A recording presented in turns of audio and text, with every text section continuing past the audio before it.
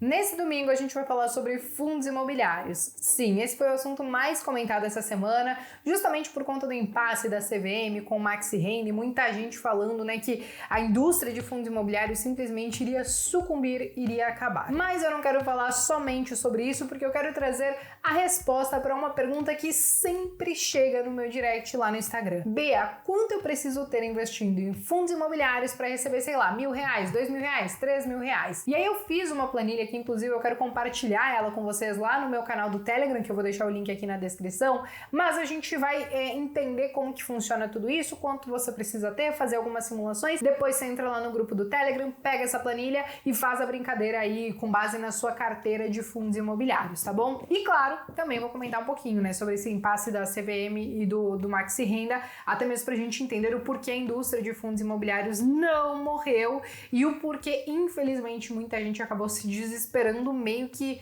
à toa. Mas antes da gente começar, vou fazer aquele pedido clássico para você se inscrever aqui no canal, deixar o seu like e também tô deixando o link da Clear aqui na descrição, que vocês podem abrir conta lá e inclusive negociar fundos imobiliários com corretagem zero, beleza? Bom, pessoal, falando sobre a questão da CVM e do Maxi Renda, teve um fato relevante no dia 25 de janeiro que o Maxi Renda ele divulgou sobre um questionamento da CVM quanto à distribuição de lucros do Maxi Renda, que teria sido maior do que o entendimento da CVM e que o que teria sido maior deveria ter sido distribuído como amortização. E aí o que acabou preocupando muito o mercado, Primeiro, porque não ficou muito claro o que iria acontecer com a indústria de fundos imobiliários. Eu ouvi a opinião de diversos especialistas em fundos imobiliários que entendem com toda certeza muito mais do que eu, e existiam muitas opiniões divergentes, Eu acho que um ponto muito relevante sobre tudo isso é que muitos falaram: calma, gente, porque cabe recurso e não adianta se desesperar e tem que esperar também um posicionamento da própria CVM. Mas também teve muita gente que ficou pé da vida e aí acabou saindo vendendo fundos imobiliários como se realmente tivesse acabado com a indústria, sendo que a gente sabe que o desfecho dessa história, talvez você não saiba, mas eu vou trazer para vocês, não foi bem isso, De qualquer maneira, o que eles estavam entendendo era o seguinte, a maioria, pelo menos que eu vi, que tudo que fosse distribuído acima do lucro contábil deveria vir como amortização. E qual é o problema de você receber amortização? Você está recebendo, Óbvio que não deveria ser um problema, mas quando a gente fala de fundos imobiliários, os dividendos eles são isentos do imposto de renda, mas quando a gente recebe uma amortização, por exemplo, eu paguei R$10 num fundo imobiliário, recebi 50 centavos de amortização, o meu novo preço médio vai ser R$9,50. E lá na frente, se eu vender esse fundo imobiliário com lucro, então no fim das contas eu vou ter que pagar um imposto muito maior. Mas beleza, isso era algo muito específico do Maxi Renda. Muita gente estava entendendo que poderia afetar outros fundos imobiliários, porque no caso do Maxi Renda, eles entraram ali com um recurso falando que o lucro contábil deles tinha essa divergência e tudo mais por conta da marcação no mercado de alguns títulos, porque eles têm muitos CRIs, por exemplo, E não é porque a marcação no mercado, por exemplo, avaliou que um CRI, por exemplo, está valendo menos nesse momento, que ele efetivamente realizou um prejuízo, porque lá no vencimento ele vai receber o que ele acordou em si, com aquele CRI. De qualquer maneira, a galera achou que isso poderia afetar outros fundos, como o fundo de tijolo, tipo, se o imóvel valia 500 mil e agora ele vale 300, então essa diferença poderia afetar no regime de competência e, consequentemente, na distribuição dos dividendos dos fundos imobiliários.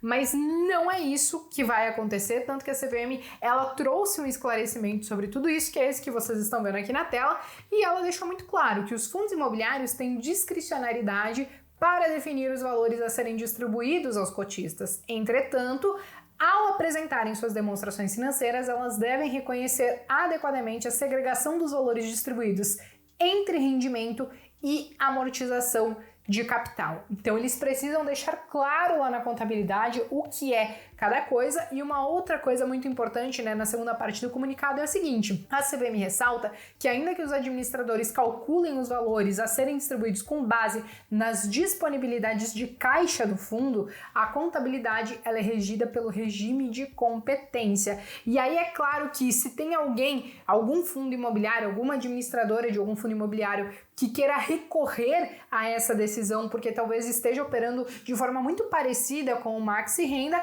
eles podem fazer isso e aí a CVM pode reconsiderar esses pedidos. Então, isso quer dizer basicamente que vai continuar como estava sendo. O caso do Maxi Renda é algo muito específico dele, mas que podem ter outros fundos que estão atuando da mesma maneira e eles podem, inclusive, entrar com recurso, pedir uma reavaliação, que, inclusive, pode simplesmente não dar em nada e seguir como tá. Então, no fim das contas, fundos imobiliários seguem sim como bons investimentos, principalmente para quem está pensando naquela renda mensal, para quem pensa em ter aquela renda passiva que todos os meses pingam na nossa conta, então não tem mais o porquê talvez a gente se desesperar. Mas é claro que eu entendo um pouco do desespero da galera, porque parece que aqui no Brasil as regras elas mudam de maneira muito fácil e aí, enfim, a gente tem essa insegurança jurídica, vamos dizer assim, que já não é de hoje. Então muita gente fica com o pé atrás e é natural. Eu espero que a maioria que tenha mantido a calma. Eu tentei explicar um pouco essa situação lá no Instagram, frisei a importância de não se precipitar e esperar então a questão dos recursos e o posicionamento da CVM, e é basicamente isso que aconteceu durante essa semana. Agora falando da renda dos fundos imobiliários, né, muita gente pergunta, Bia, é interessante talvez ter uma carteira de investimentos em fundos imobiliários pensando nessa renda de todos os meses? O primeiro ponto, né, gente, que é importante a gente entender é que os fundos imobiliários, eles não têm essa obrigação de pagar todos os meses, mas isso meio que ficou instituído aqui na indústria no Brasil e os fundos imobiliários eles distribuem então todos os meses, fazendo com que quem pense em uma renda passiva olhe sim para essa categoria. Vocês sabem que eu não tenho muitos fundos imobiliários na carteira, hoje aproximadamente 6% da minha carteira é para fundos imobiliários, mas eu entendo que é natural, talvez lá para frente e tudo mais, quando eu quiser realmente pensar nessa renda, né, sei lá, o que eu precisar dessa renda para complementar, sei lá, os gastos aqui de casa e tudo mais, natural que os fundos imobiliários possam fazer parte de tudo isso. Hoje, todo o dinheiro que eu invisto, eu não preciso dele, por exemplo, para pagar as contas aqui de casa, porque eu tenho meu trabalho, eu tenho as minhas receitas e tudo mais. Mas lá na frente isso pode mudar e eu posso tranquilamente mudar a estrutura da minha carteira, tanto que eu até falei para vocês lá no meu Instagram, né? Eu quero aumentar, assim, um pouquinho mais o meu percentual em fundos imobiliários, mas não vai ser grande coisa assim, porque eu ainda tenho preferência por algumas empresas, estoques e tudo mais. Mas beleza. Aí vem aquela pergunta, falou de renda, falou que a indústria de fundos imobiliários não acabou, agora quanto que eu preciso, por exemplo, para, sei lá, ganhar R$1.000, R$2.000, R$3.000 por mês em fundos imobiliários. Para isso, como eu falei para vocês, eu fiz uma planilha que tá lá no Telegram para vocês também brincarem depois com a carteira de vocês, e eu quero compartilhar agora minha tela para mostrar como que fica essa história. E bom, pessoal, basicamente eu fiz essa planilha aqui, ela é relativamente simples e a gente começa a entender como que a gente tem que meio que fazer essa conta, né? Então vamos lá, aqui você tem que simplesmente colocar o quanto que você quer receber. Então, sei lá, aqui eu coloquei R$1.000 pra gente começar, mas a gente vai poder simular ali outros valores. Aqui a gente coloca quanto que a gente está investindo, porque é importante calcular mais ou menos o retorno que a gente tem em cima da nossa carteira com base no montante que a gente tem investido, até mesmo porque cada ativo, como vocês podem ver aqui, pode ter um peso diferente. Então a gente vai receber um valor aqui do ladinho conforme o peso que cada um tem e o dividend yield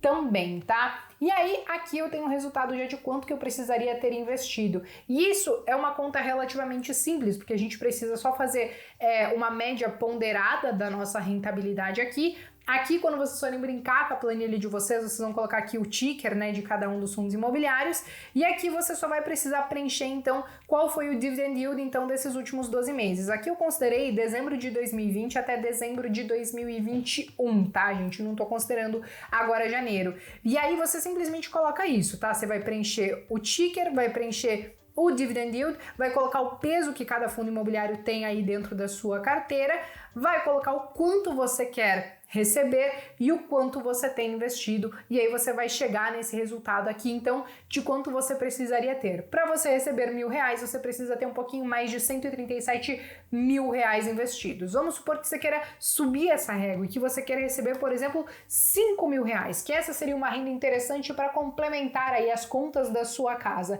Então, você precisaria, claro, de aproximadamente R$685.000. Basicamente, o que a gente faz aqui é calcular o retorno médio que a nossa carteira está indo, com base no dividend yield, né, de cada um desses fundos, o quanto eu estou recebendo em valor de cada um deles, para entender o quanto eu precisaria, então, ter investido nessa classe. É claro que a gente pode pensar também em empresas, né, que são boas pagadoras de dividendos, mas cabe ressaltar que são pouquíssimas as empresas, como Itaú e Bradesco, que fazem os seus pagamentos mensais. Algumas fazem de forma trimestral, semestral, uma vez por ano, a cada 2 meses. Então, assim, não tem uma regra muito padrão para as empresas. Por isso que muitas pessoas que querem essa previsibilidade, que eu acho que é o principal ponto dos fundos imobiliários, né? Essa previsibilidade na receita, que todos os meses você vai receber alguma coisa e tudo mais. Então, essa acabaria sendo a melhor classe de ativos, vamos dizer assim, para você pensar nessa renda todos os meses pingando dentro da sua conta. Claro que é importante que aqui a gente está calculando apenas o retorno com os dividendos, né? Porque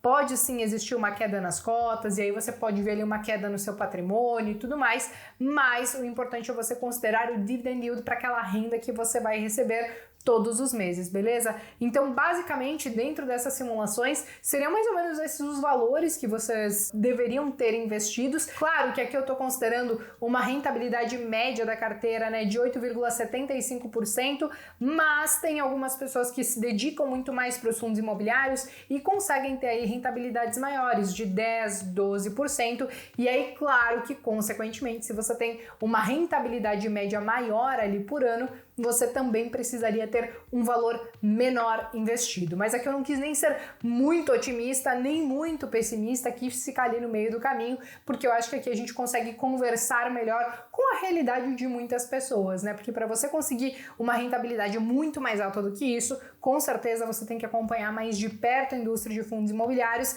e saber ali o que está acontecendo dentro de cada um deles e quais os riscos que cada um deles também estão proporcionando naquele momento, beleza? Bom, pessoal, basicamente nesse domingo era isso. Eu queria realmente trazer um esclarecimento maior sobre o desfecho daquela história da CVM, responder a pergunta, né, de quanto você precisa ter investido, mas acima de tudo isso, disponibilizar esse material para vocês, para que vocês consigam fazer aí as próprias continhas de vocês. Talvez, eu tô gravando esse vídeo agora na sexta-feira, talvez até domingo eu dê mais uma mexida nessa planilha, deixa ela um pouquinho mais bonitinha, mas basicamente vão ter todas as instruções também para que vocês consigam fazer as brincadeiras de vocês, beleza? Bom, eu me despeço por aqui. Se vocês gostaram desse vídeo, não deixem de deixar o like e compartilhar com quem vocês acham que pode se interessar. E é isso. Eu vejo vocês então no próximo vídeo.